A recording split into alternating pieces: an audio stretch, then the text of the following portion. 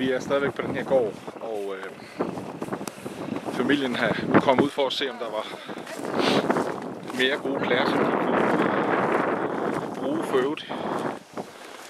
Hende, der står her, fortalte Reibo, at hun er også med i menigheden. Hun er kommet med i menigheden. Og hun havde sin første lovsangsaften selv i går, hvor hun sang for første gang debut. Men hun er kommet med i menigheden her på det sidste.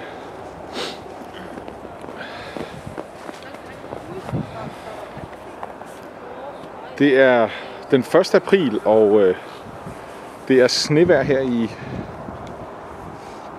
Išuva i Latvia. Jeg må sige, det jeg har set indvendigt nu har jeg ikke set så meget inde i Ukraine, men jeg har en forestilling om, at det er værre her.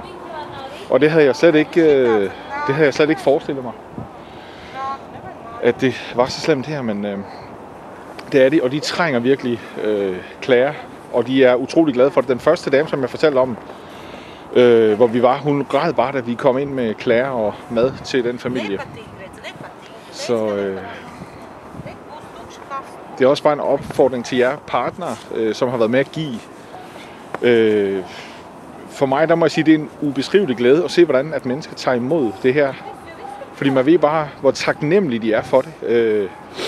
For de her ting. Og jeg vil også bare sige tusind tak til jer, som har været med at give ind i det her.